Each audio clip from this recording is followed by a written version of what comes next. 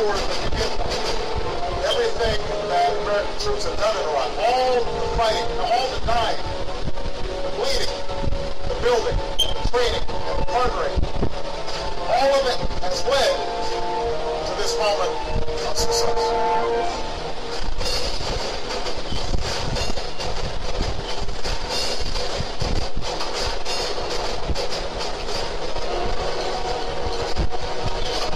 Deserve better than tyranny, corruption, and torture chambers. You deserve to live as free people, and I assure every citizen of Iraq, your nation will soon be free.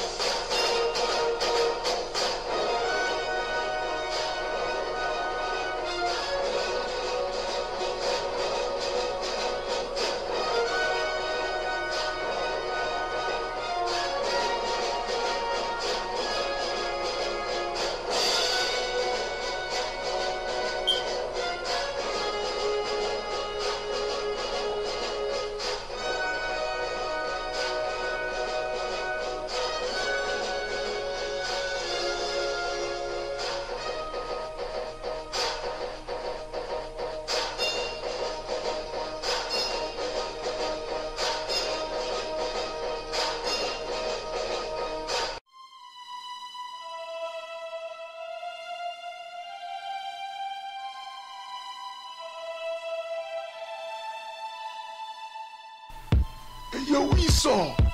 Yeah. Let me holler at you for a second, bro. You remember me? Yeah. When I used to rule the world. Until you put me in this motherfucking shithole. But it's all good. I forgive you, Esau. But I've been hearing some crazy stuff, man. And you've been polluting the sea. You've been polluting the air. You've been polluting the water. All the animals are crying out against you, Esau. Most High ain't happy with your ass. I just gotta tell you, when I get out of this place, when the Most High come back, I'm gonna chew your ass, Esau. Your ass is gonna be mine. Believe that.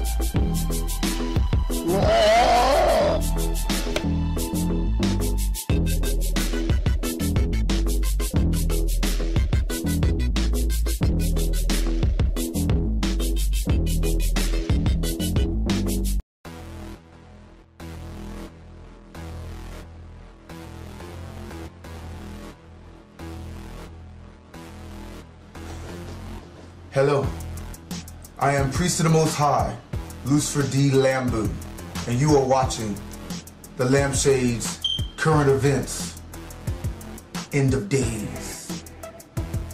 The world is changing, O Israel.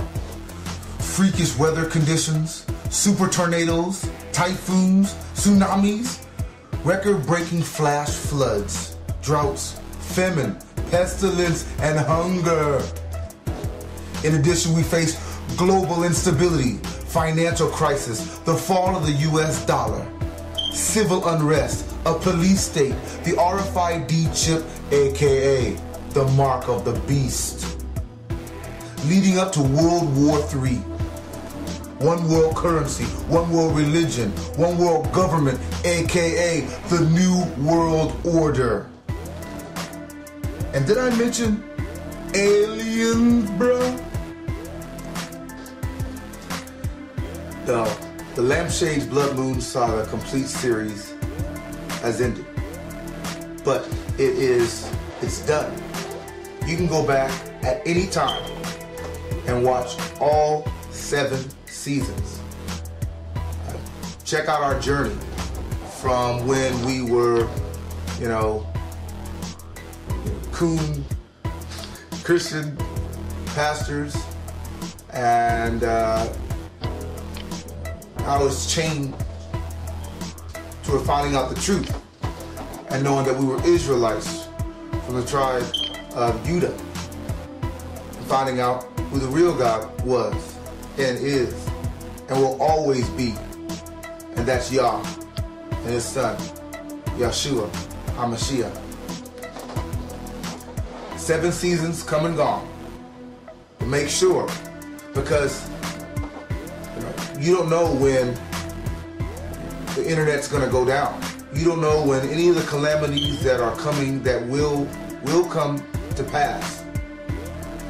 Will make viewing the internet, will make viewing websites and things that you are used to seeing online no longer accessible. Hello.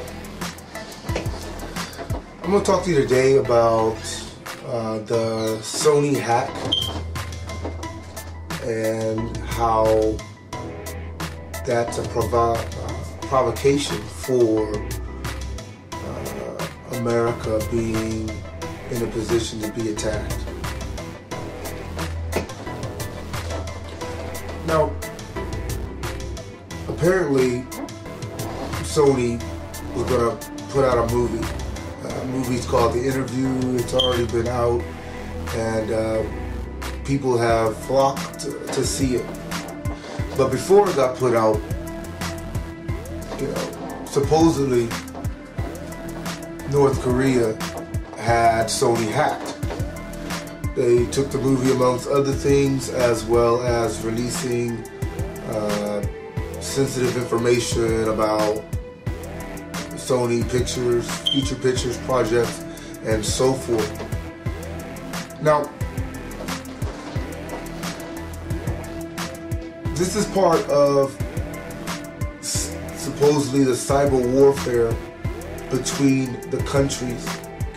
Now, if you noticed, Obama came out rather quickly to say and blame North Korea for these attacks. Now, Sony is a private company. Last time I checked, they're not, directly part of the government. Last time I checked, as a private industry, it doesn't really, them getting hacked or having problems dealing with their software isn't a matter of national security. But yet, with wars in the Middle East, several different wars, administrations fighting all over the world, America's fighting all over the world, interventions and dealings with the Ukraine issue, they would take the pause to, instead of trying to decrease their enemies, instead of trying to forge alliances and make the world stage safer, they instead choose to call out North Korea with no real evidence.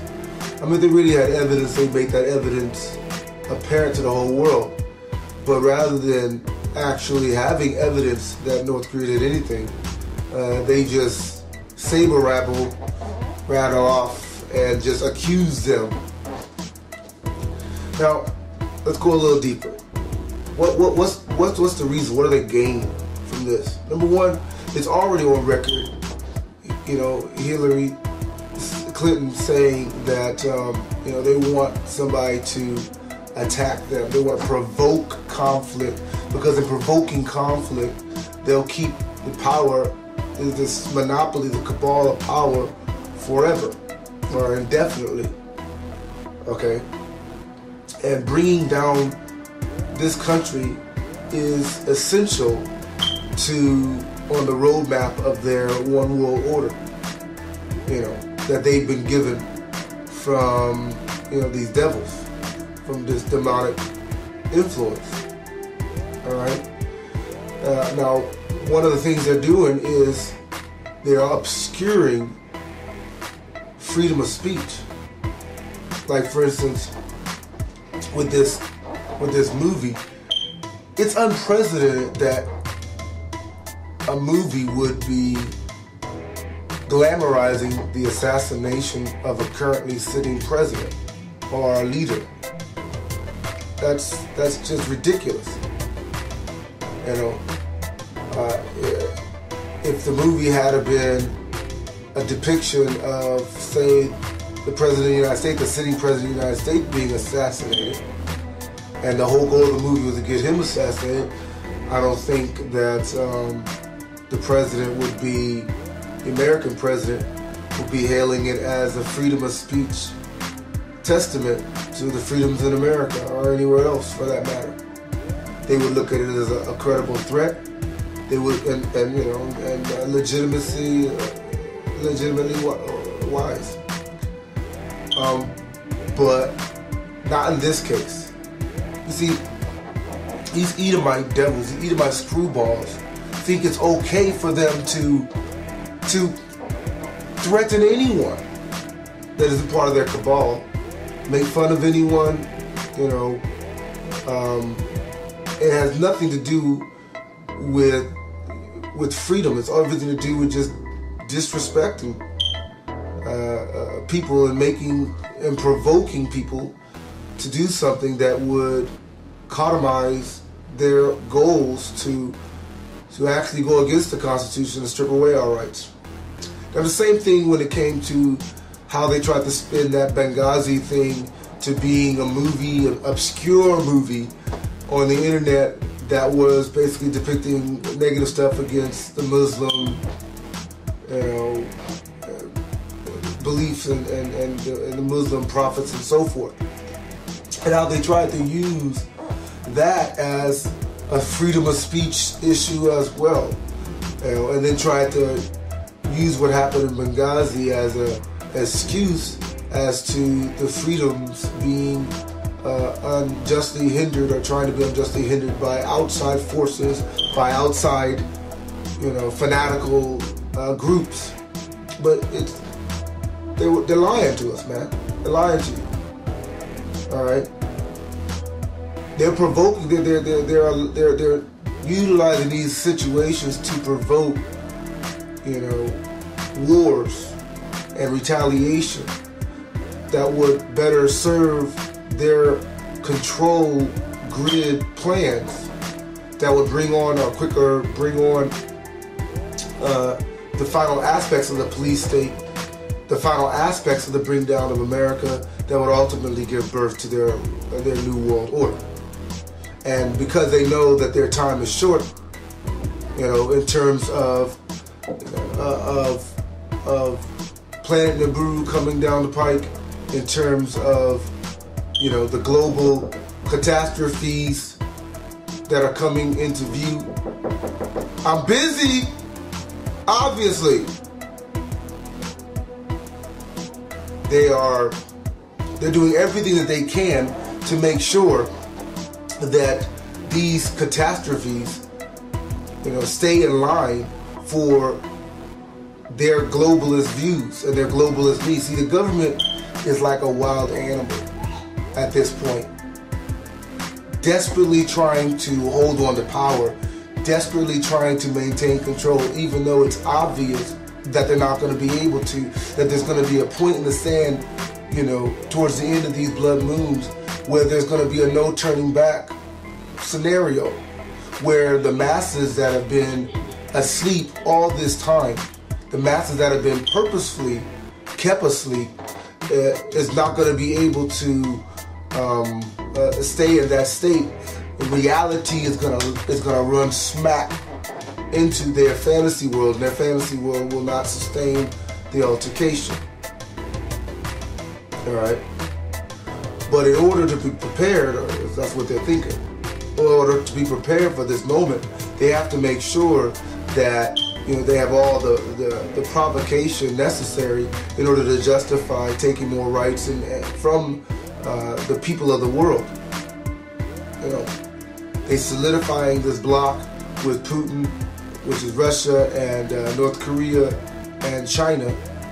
They're solidifying, you know, the bloc of these Middle Eastern, you know, people who don't like America, who don't like are being provoked to want to do something against America. I mean, like, look, 9/11 gave them an increased amount of power. The Charlie Hebdo, even though it was a fraud and fake, gave them an increased amount of power. The Benghazi incident gave them an increased amount of power. You know, the bombings that were in that race and those other bombing instances gave them an increased amount of power. These are false flags that are increasing their power, and ultimately they're being championed as freedom of speech, where in reality is nothing more than an excuse to take away your rights. You know, and these Edomites have no conscience. Not just the ones in power, but these low-level demons, these low-level people in these countries. Okay, you go to see this movie, the interview, even after the amount of disdain it caused all around the world and in their country. You go to see that movie, you would think that the people, the Edomites, would have, you know, disdain for playing politics with the government. It didn't matter if Sony released it. I mean, you don't have to go see it. You know, who cares about it? It's 9 out of 10. It ain't funny anyway. 9 out of 10 is just a stupid satire about killing somebody made for no other reason but to try to bring shame and reproach to the person that's the stint of your charade. Used to be back in the days where people would be, you know, clowning, talking about somebody in forums where everybody's listening and whatever, whatnot. But it wasn't necessarily made to just degrade the person. It was actually balanced. There were people give jokes about things that are well-known truths in order to bring out satire that you can get something from, you know. But when the government gets involved and these major media gets involved, it's all strategic now. It's made to gather support for unnecessary wars, for the stealing of your rights, the shredding of your constitution, the subjugation of the people. Now it's just contrived for their agendas to run out and play out. But every single time the people have an opportunity to show independent thought, they can't. Too much fluoride in the water. You see, if Sony had to put this out and no one on the internet and they put it out in the theaters, if no one had showed up for it, if no one had to watch it, they say, you know, we're not gonna pay you guys to put Americans' lives at risk. We're not gonna pay you guys to put this country at a higher level of threat because you're provoking people. If they refuse to, if people refuse to buy these Charlie Hebdo magazines that provoke the Muslim world for unnecessary reason, this isn't freedom of speech. You're just trying to provoke people so that you can take our rights. But if people were, you know, halfway awoke and aware, they wouldn't even play into these things. But again, you know, the same people that are screaming fear about their rights being taken away and all that other kinds of, are the same people that are not being responsible in the use and the utilization of those rights. And if you really cared about your First Amendment right, then you would be willing to protect it. And you're not protecting your First Amendment right by using it as a weapon against somebody else, using it to just degrade and bash, you know, other countries. Not because you love the Constitution, but because in reality, you're just using the Constitution to destroy the Constitution. Creating a situation where now something has to be done. Maybe North Korea stops the cyber attacks or adds on physical altercations as well. Now we're in the middle of the World War III playout scenario with with Putin and with China and with Iran and Syria and these other elements. All right. So the American public has no conscience, and if the full-throated embrace of the gay and lesbian community, if the pornography, if the lawlessness of our police is an indicator, the actual individuals in this country, the individual people, aren't guiltless. If you want to know why your rights are being eroded, look in the mirror. It's you. It's you. You're the reason. You put your money behind the abuses of this government. You put your time and your energy into being a part of the abuses of this government. The choices that you make to see movies that are nothing but inflammatory against, and unnecessarily so, against other people, provoking action or provoking retaliation that will ultimately cost you your rights, cost you your freedoms, and cost you your country, ultimately. And they're going to keep doing these type of things to provoke, because they already know that the end is coming. The end is almost here. The end of this current system. That's unavoidable. So this beast, which is this country, is this second Babylon, the second Egypt, is desperately trying to maintain his power, even though his power is gonna go. And we're gonna see more and more radical and drastic changes to come. More false flags, bigger plots on their storyboard to try to get the power that they need, or they feel that they need, to reset and restructure the world after World War III, after these calamities come, their new world order. Okay, but you Edomites, screwballs that are doing all the complaining and tearing out your hair all around the internet, look in the mirror, because in reality, you constantly use the laws, the Constitution, to beat it over the head of the Israelites in this country, the blacks, Hispanics, the so-called blacks, Hispanics, and Native Americans. It's okay to have freedom of speech until we're out there telling people the truth. And then all of a sudden, you want to cancel that freedom of speech, and you want to try to use ambulance laws and whatever or not to get things that are unwanted out of your sight. But see, you're not going to be able to hide, in a mountain under a rock when the Most High shows up. When climate calamity comes to a head, you're not going to be able to just wipe those things away. And it's coming soon. The higher-ups already know. Those Jewish cabal, those super rich elite, they no longer even see themselves as Edomites, who are, even to this day, even to this very moment, distancing themselves from the rest of you. Whom they think of as poor white trash, whom they think of as nobodies. You see, when they want to become gods, they have to distance themselves from their beginnings, because we all know God don't have a beginning or an end. So in their fantasy of being gods, they have to distance themselves from you.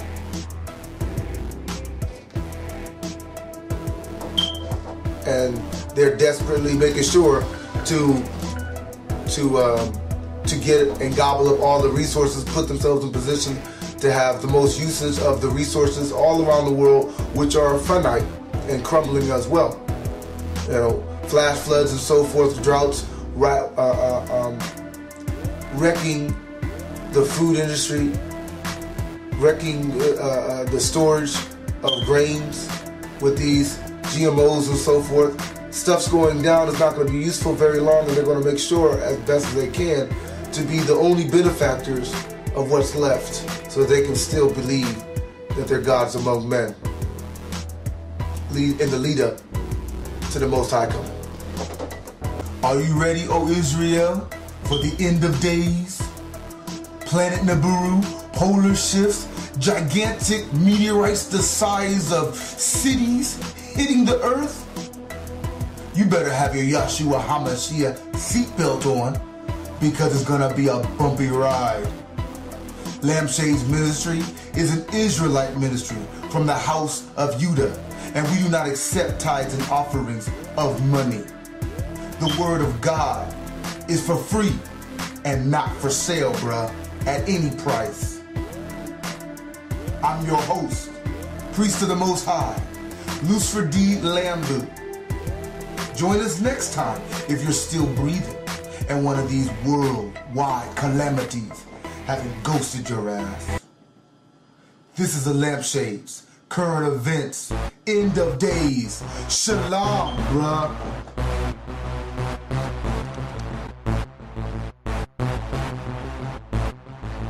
Wake up, so-called African Americans, Black Americans, let me tell you the truth. Liberty or a noose, the choice of a Jew. You're a Hebrew, brother, you're a Hebrew.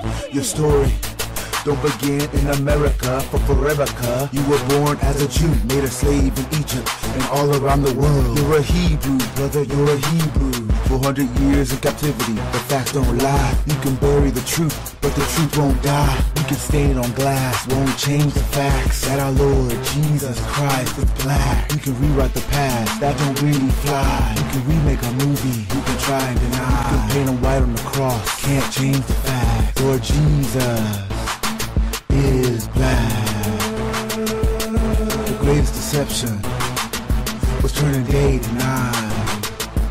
Is to say black Jesus is why. Hebrew nation, you can't stop us. Slavery couldn't break us, so we won't stop. We rise to the top, even though you thought not.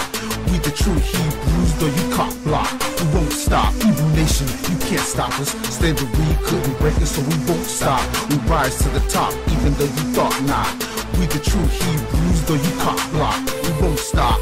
God created man in his very own image. What the Father has begun, the Son will finish. The people of God spoke Hebrew, not Yiddish. What the white man destroyed, the Lord will replenish. The people of God has the mark of the Lord, identifying factors that no one can ignore. Feet of bronze, hair of wool, and among the poor, Jesus Christ was a black man waiting at the front door, screaming, let me in. If you do, I will dwell in you. Wash your feet, make your heart brand new. Let me in, I will take away your sin. I will love you like my kin. Don't reject the Hebrew skin.